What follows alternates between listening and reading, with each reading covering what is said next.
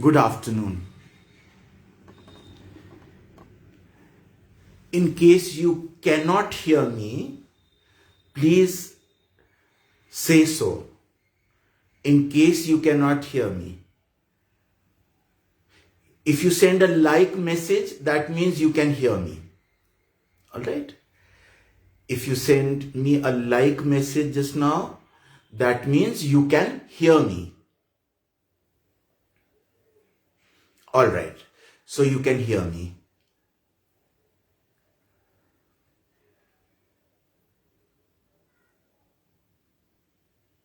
I hope all those who have joined research in this session, in the last session, or in the newest session, I hope all of them have joined me. And in case they haven't, they can always go back to my wall and find this lecture there. All right? Today I'm going to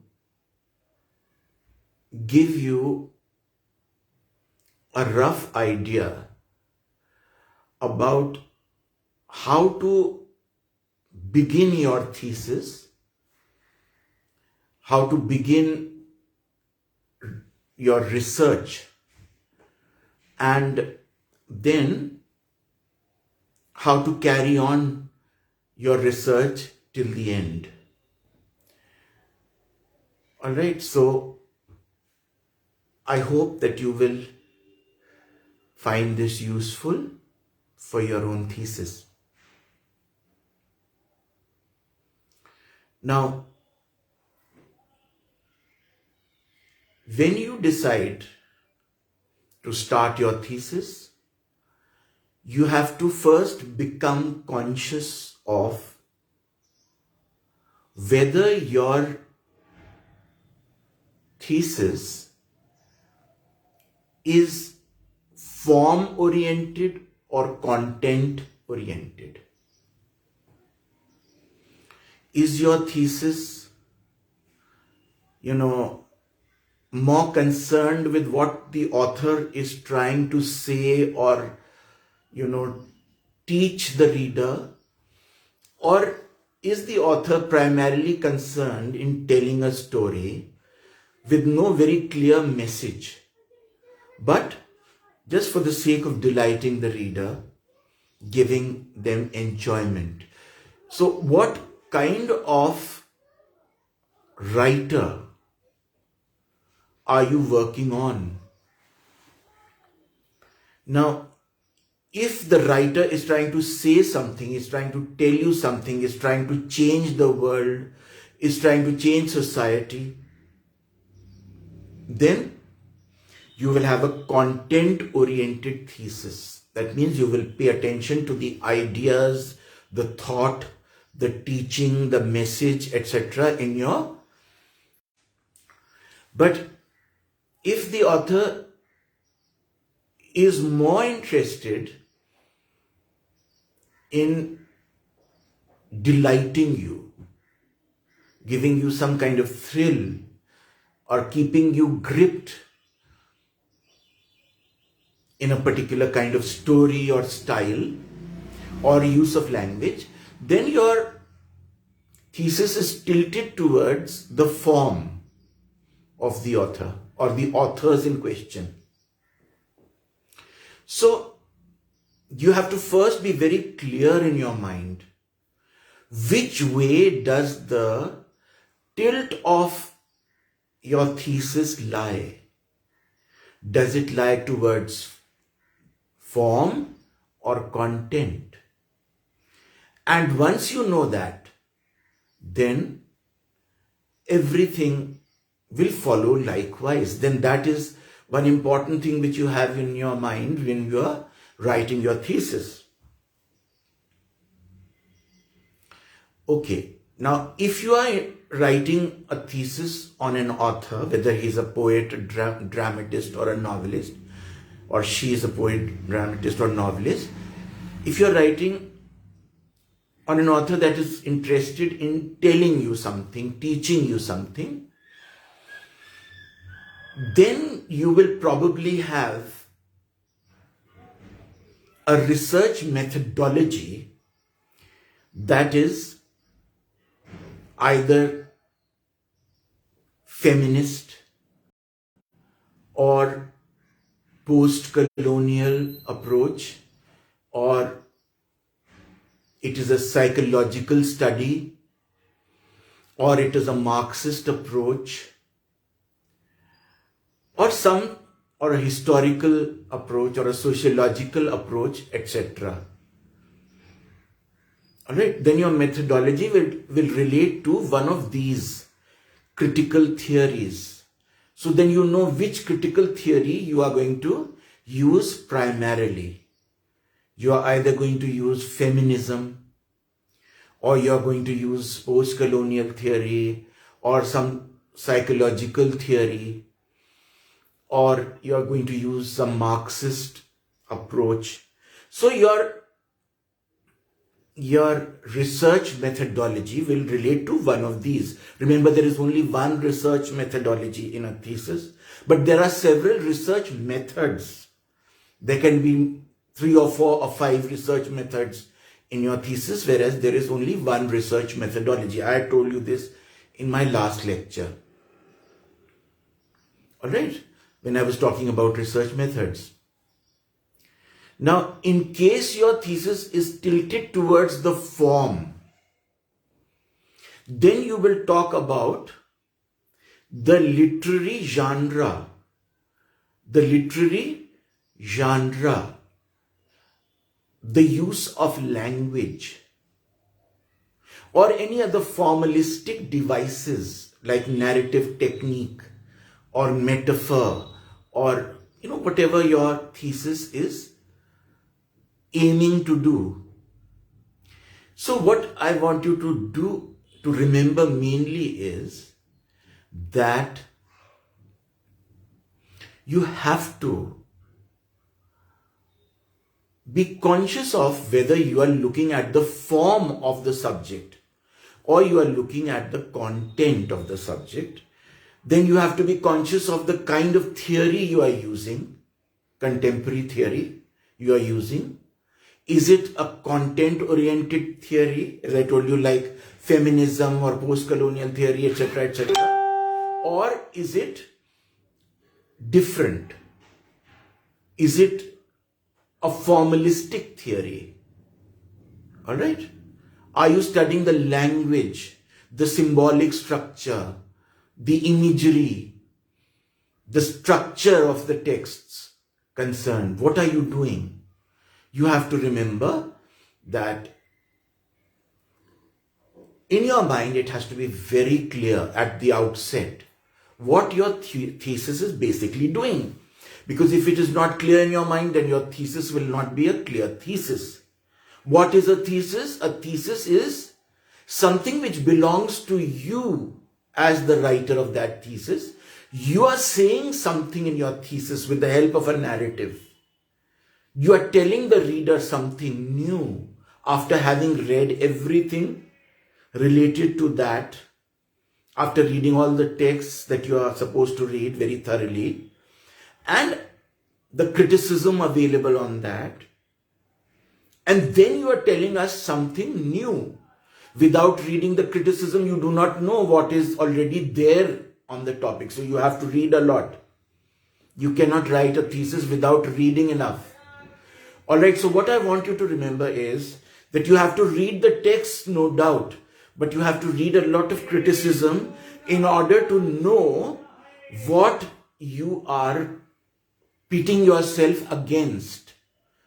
What are you saying against a certain corpus of criticism which is already available for you? So I would like to tell you that when you write a thesis, whether it is in poetry, drama, or fiction, you have to be very, very clear on the genre which is being used by your author, or the genres which are being used by your author. Generally, it will be one genre, but in case there are more than one, then you have to know about all the genres that are being used by the author. If you don't know enough about the genre which is being used by the author, then you will never be able to write your thesis well. So first of all, you have to make the first reading of the texts that are your primary texts in the thesis. First, you have to make the first reading of the text or texts that are meant for your primary reading. And now this is an important thing. This has helped me and I think it will help you also. So please pay attention to what I'm telling you now. Suppose you're writing a thesis on 3, 4 or 5 novels or collections of poems or plays. You should get these texts photocopied with the photocopying done only on one side of the page. The other side should be blank. Then you should get them bound or spirally bound, so that when you make your first reading, you can underline certain lines and on the left hand side give comments to why you are underlining certain lines. On the left hand side of that photocopied or bound text, you should be able to underline certain lines and then write, next to those underlined lines, why you are underlining those lines. Is it because these lines relate to a particular thing that an author does very often? Or are you underlining it because these lines are important for that particular text? Or does it talk about, are they underlined because they are related to a particular literary genre? Or are you underlining those lines because you feel that these lines are related to a literary movement? Are they different? Are they being underlined because something very Indian is being discussed here, or something very English or very American or very European?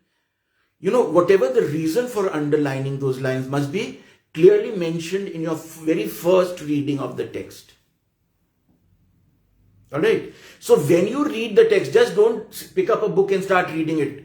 You read it with underlining and keep making your little notes so that later on, all these notes which you have made will help you to write your thesis with the first-hand information and what you have understood from the text, because it is your thesis, it is your understanding of the texts, not someone else's thesis. If you just mention this critic has said this and that critic has said this and that this critic has said this, and you put them all together, then it is not your thesis, it is their thesis, their theses. So what you have to do is you have to make very clear notes about what your understanding of the thesis is, then it is of the text is, then it is your thesis. And this can easily be achieved by making notes on the left hand side, blank page. I would suggest that you do such a thing, because this will help you a great deal and you don't have to go on reading the text too many times, but you have to read the text at least twice. Once in the initial part of your thesis. After that, you should read all the criticism on that author or those authors that you are working on. You should read as much about the literary genres under focus as possible. Alright, read about the literary movements that cover the area that you are writing on, and also please read a lot on the genre. Today I'm going to tell you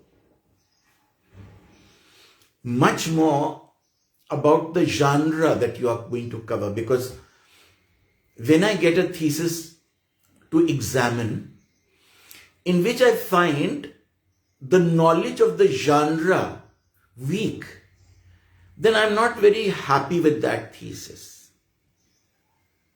You must, because the author who's writing in a particular genre has thoroughly researched that genre or read that genre, and it is then that he writes or she writes in a particular genre. They know a lot about the genre in which they write.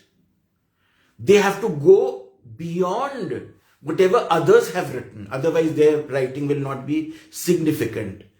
Every writer goes beyond the genre that he writes or she writes in, because others may have said use the genre in one particular way. This person will twist that genre and use it in another way, so that this person becomes noticeable. This person is different to others. When does a writer become important? When he does not merely follow. He does not only follow, but he is original also in the way that he uses a genre. The individual talent is as important as the tradition that the author is using. So, you must know something about the individual talent. That is, the way in which a genre is being used. Now, because most of the theses that are done in our department are related to fiction. These days, most of the theses, earlier we had a number of theses which covered poetry and drama, but now, and critical theories, but these days I find that at least 70 or 80% of the theses that are being done are done in the field of the novel. Therefore, today I will tell you more about the genre of the novel. The genre that you have to become conscious of before you start writing. See, I told you that first of all you have to read your texts. Then you have to study the critics and the genres used by your author or authors. Then you have to come back to the texts and reread your text with that knowledge. Then make additional notes in your text. Alright? Only then will you begin to start writing your thesis. Alright?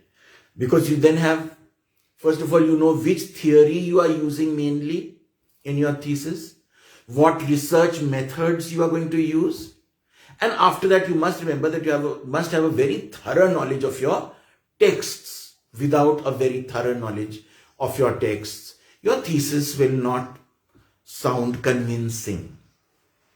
But you also have to have a thorough knowledge of the genres which are being used by your author. Alright, so now suppose that you are writing your thesis on fiction. If you are writing your thesis on fiction, then you must know about the genres of fiction. Alright, is it a historical novel? Is it a psychological novel? Is it a political novel? Is it a literary novel? Now, what I'm going to tell you is very, very important. Please listen. Listen carefully. The most important novel is the literary novel, which is also called the mainstream novel. the literary novel or the mainstream novel? How is a literary novel different from the genre novel? The opposite of the literary novel is the para-literary novel or the genre novel. Alright. So all novels can be divided into two parts. The literary or the mainstream novel on the one hand, and the para-literary or the genre novel on the other hand.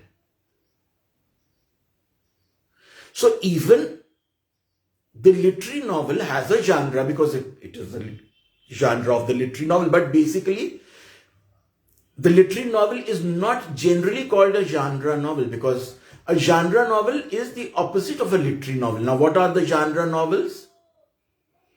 That novel which is not a literary novel, which can be the psychological, the historical, the sociological, the mystery novel, the paranormal novel, the thriller, the adventure novel.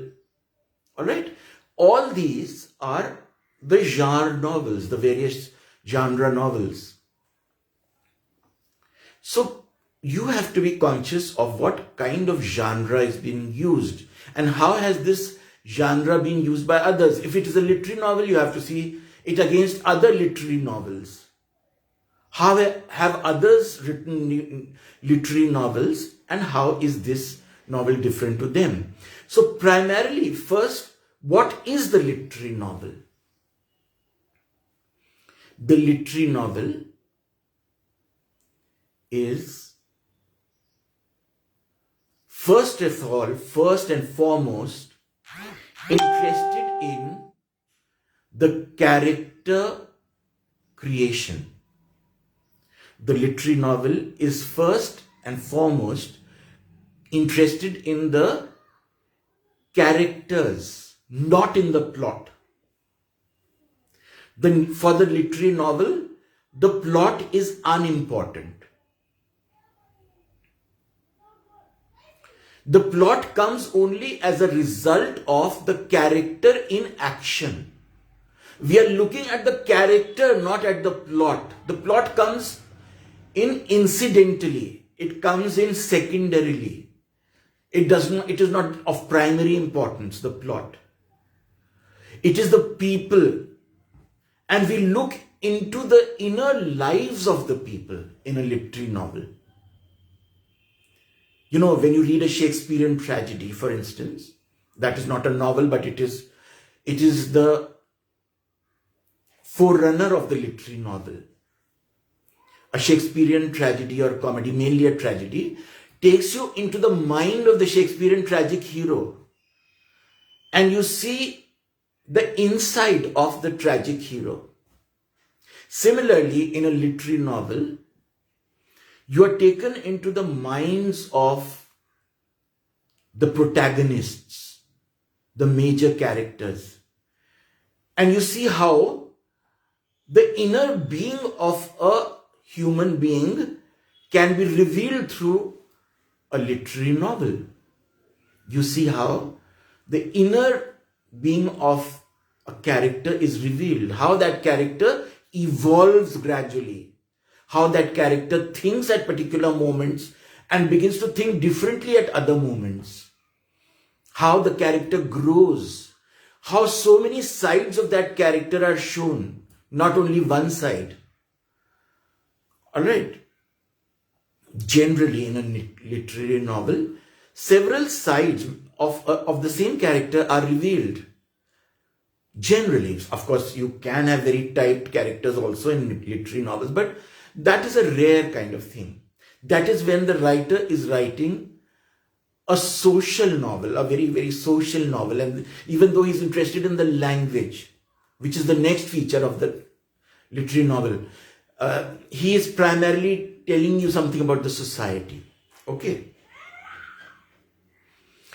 It is very difficult to separate a literary novel from a non-literary novel, but basically a literary novel is character based. It is basically, about people, about the characters of various novels. And what else is important in a literary novel? The language is very important. You pay a lot of attention to the kind of language, the style, the language, and the genre. All right. The literary genre, the literary novel can be very metaphorical. It can be full of pictorial images. It can be full of lengthy descriptions of place and people. Just the description of a house can go into several, pages. As if you read Dickens's novels, you will find that kind of description. So,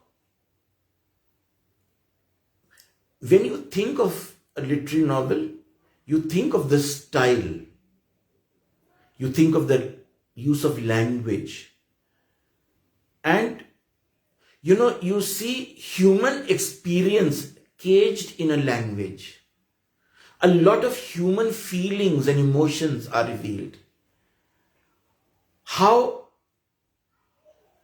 people feel certain experiences, how they have certain experiences, and how those experiences impress their minds. A literary novel will make you conscious of how a young man, behaves at a particular moment in his life, or how a young woman feels, in a particular moment of her life. So a literary novel takes you into human experience. You are taken towards certain moments of people's lives rather than, being taken into the action of a plot. The story line in a literary novel moves very slowly because we are looking at the people, we are seeing people rather than listening to stories in which people are doing things very fast. There is less action and more thought in a literary novel. There is more feeling and experience. So when you are writing your thesis, you must know what kind of novel you are dealing with, what kind of play you are dealing with, what kind of poems you are dealing with if you are writing on poetry. All right.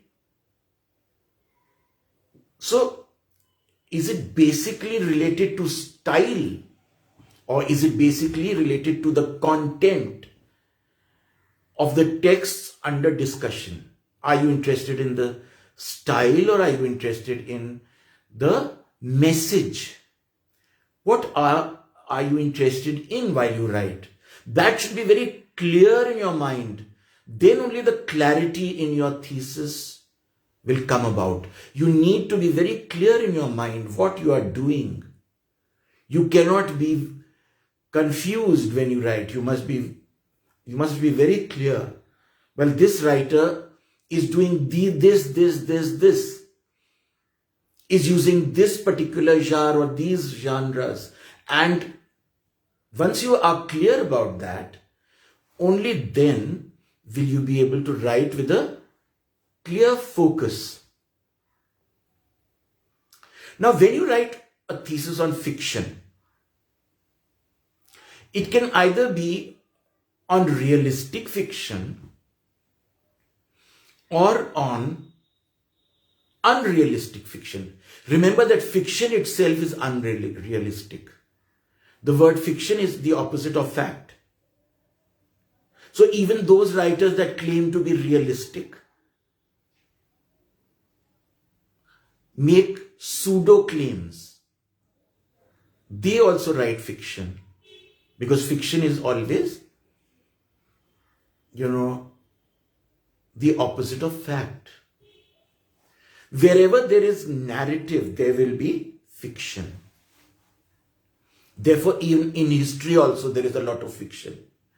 much of what historians say is fiction, because it is the opinion of one particular historian in that particular book, which may vary, which may be the counter opinion of some other historian. So history also is like literature. Wherever there is narrative, there is fiction. So history is also fiction. Every government that comes creates its own history, all right, which is fiction. All right. Now, fiction is a very important thing. Don't take it lightly. Because a writer has gone into his times or into a particular age, and then he is bringing out the truth through this fiction. We are getting to the truth through lies. We are getting to the truth through fiction. But we are going towards the truth of a particular age, or of our own age. All right. So remember that even fantasy, which is not realistic writing, is a very important part of fiction. Fantasy is a very important part of fiction. And today I will actually concentrate, because just now I have about 20 minutes left to talk about. I'm going to talk a lot about fantasy. First of all, let us see what fantasy is. Like, realistic fiction, fantasy is also going towards a particular truth. But in the case of fantasy, there is a greater use of the imagination.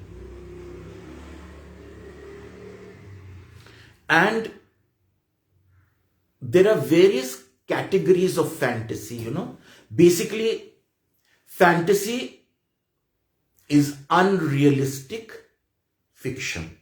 All right. Now, there are several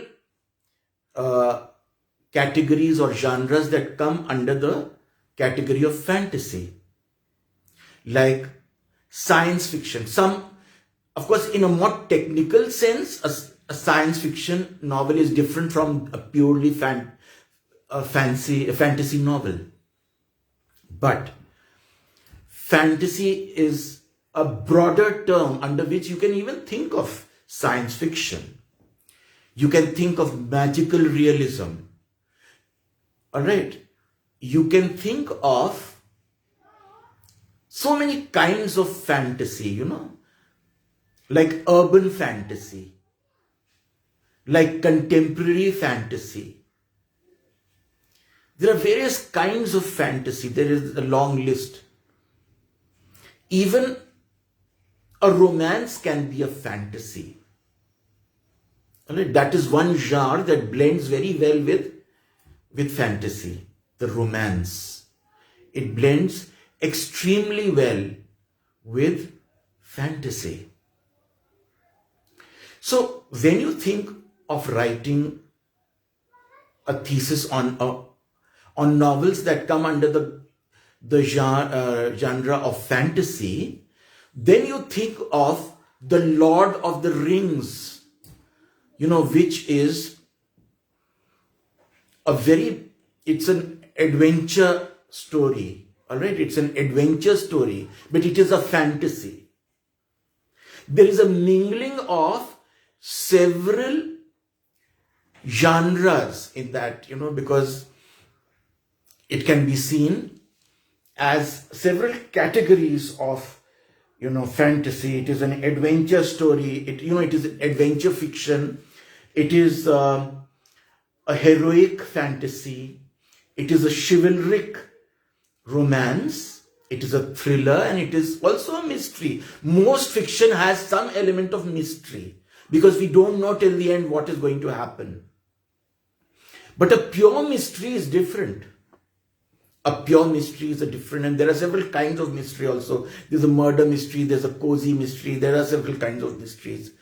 So what happens when a writer is using a genre is that he or she clubs certain genres together.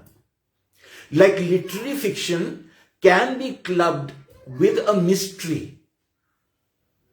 And, like Charles Dickens in Bleak House clubs mystery, a murder mystery, with literary fiction. All right? So,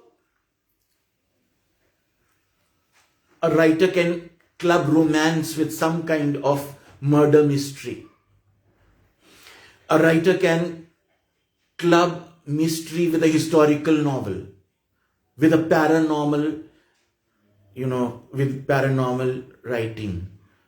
All these genres can be clubbed together. So what you have to do in your thesis is to show how different genres have been clubbed together in different texts. Or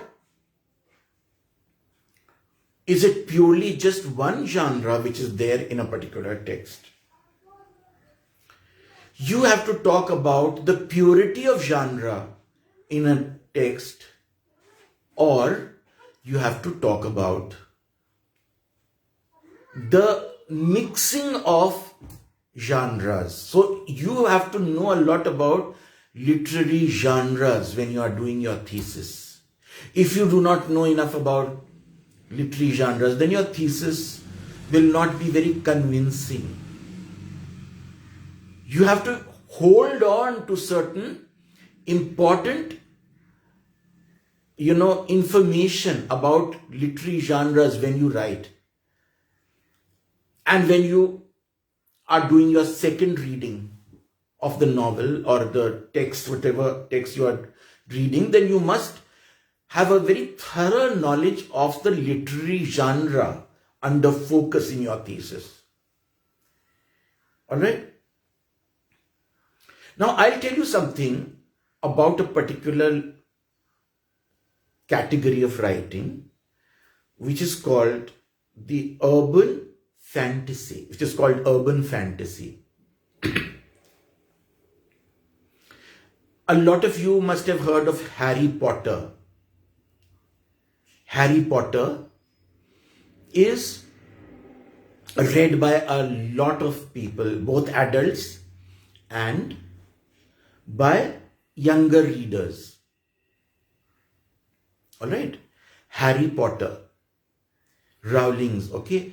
So, Harry Potter is an urban fantasy.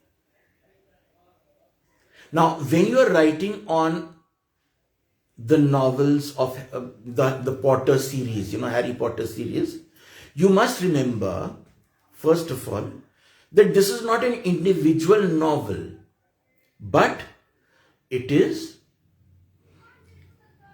a novel that comes in 7 different parts. It may not be exactly connected, each part will not be connected, but it is, 7 adventures, different adventures that Harry Potter and his friends have. So, it is an urban fantasy. Now, what is an urban fantasy? An urban fantasy takes you into a secret kind of place. It is like you are living in this world here, but you suddenly go into a place which is a secret hidden place where magic is working, where there is a lot of magic. Now the urban fantasy novel takes you into an experience which comes in and after the 19th century. But a contemporary novel, a contemporary fantasy novel, will be about a more recent time, maybe just 50, 60 years earlier than the time when you are living. Or a contemporary fantasy is set in the time of the author, when the author has written, at that time. So you have to see very clearly what your literary genre is, what your literary genre is. Genre is the French pronunciation of the word genre. Genre. Alright? That is the French pronunciation, but we are talking about the English pronunciation here, which is genre. So you have to think of your literary genre. When you think of the fantasy novel, you think of it, in the various categories. Even a fairy tale novel is a fantasy novel where, you are taken into a fairy tale world. But remember that whether it is a fairy tale world or whether it is, a Harry Potter novel, very often there is something which is called a self-fulfilling prophecy. There is a certain pattern, there's a prophecy which someone has decided. There is a prophecy and then that is fulfilled in the end of the novel. It is something like the Mahabharata, in which when Krishna Ji is born, then there is a prophecy, for Kans, that the person who is going to kill Kans has already been born, and then Krishna Ji lives up to that prophecy. So in the Harry Potter novels also, there is a similar kind of self-fulfilling prophecy. Alright? That is very important because, there is Lord Voldemort in that novel. And the self-fulfilling prophecy is related to Lord Voldemort. And how ultimately Harry Potter will fulfill that prophecy related to Lord Voldemort. So there are various kinds. There is science fiction, in which you can go into a future age or into a past age and start experiencing a future or past age. That has its own kind of machinery, which is different. And of course, there is magical realism. Magical realism is a kind of novel which I am very interested in because I write in that kind of genre where literary fiction comes together with magical realism. And in magical realism, a very realistic everyday tale gets merged with improbable happenings, things which are not easy to come by. All right? So, in magical realism, there's one very important difference with the other fantasy novels, that in magical realism, there is a consciousness of some kind of oppression. And that is why magical realism is often written under the influence of post-colonial theory or post-colonialism. So magical realism and post-colonial theory are connected. So when you write a thesis on magical realism, you should be conscious of what the post-colonial theorists have said. All right, because that is, the two are interlinked. But of course, these are very detailed subjects, and I'm just telling you very briefly about magical realism. That it, in a world which is very realistic, you suddenly enter a scene that is very highly improbable. You can go into mythology suddenly. A mythological character can come in. All right? Into the real world and start influencing the real characters. Or you can just merely drift into an experience which is not real, which is very, very fantastical, and yet you come back again into the real world. So the real world is more important in magical realism than the magical world.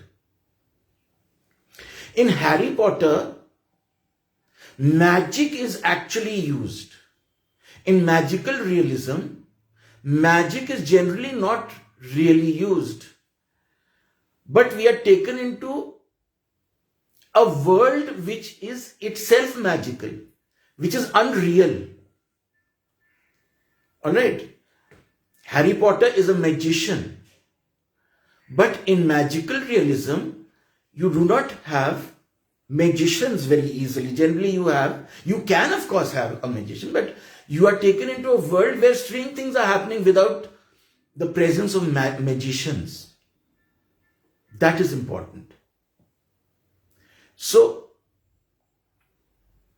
I would like to tell you about another category of novel, which is a fantasy novel. And that is the novel which uses myth.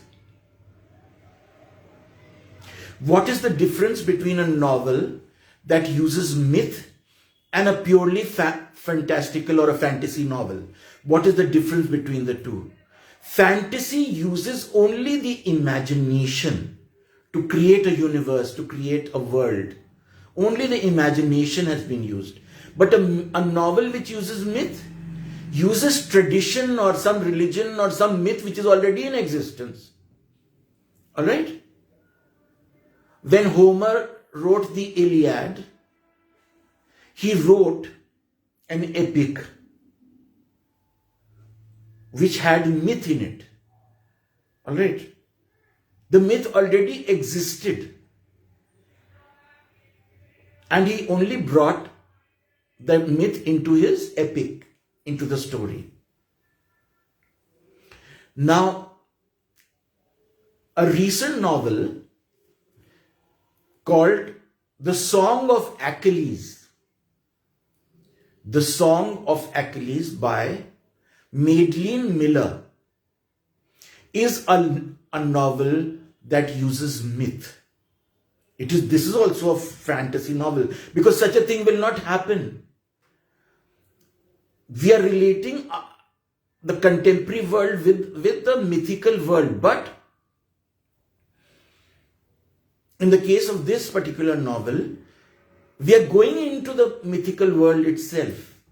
And those mythical characters are all there for you to see in real life. So what Madeline Miller is doing in The Song of Achilles is that she is bringing to life mythical characters. And these are mainly two. One is Achilles, who was also brought to life by Homer. And the other is Patroclus, who was also brought to life by Homer. Both these are Homeric characters also, because both Homer and Madeline Miller made use of these mythical figures. One is Achilles and one is Patroclus. Now, Achilles is a brave warrior, who is in love with this man called Patroclus. He's in love with a man. And his love affair is a very beautiful love affair which Madeline Miller, who is a woman, has sketched. This novel has become very famous. Madeline Miller's novel, it got the Orange Prize in 2012.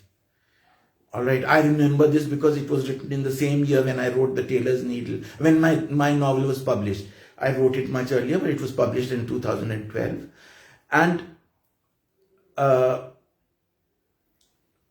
was very impressed by this novel because it could bring onto the earth characters that are mythically available, not available in reality, but it tried to bring to reality the lives of these mythical characters and what complications come about in this relationship between Achilles and Patroclus. And it is a woman who writes about this relationship. That is the interesting thing. Anyway, what I'm trying to tell you is that when you are doing your research on fiction, you must be very clear about the genre of the authors that are under focus in your thesis. All right? Before your second reading of the texts, you must have a very thorough knowledge of the genres. Some author can use more than one genre in the same text. He can combine two genres. Then you must have knowledge of both the genres. Sometimes an author can combine three genres. Then you must have knowledge of all the three genres and see how your author has clubbed various genres and put them together in a very artistic form.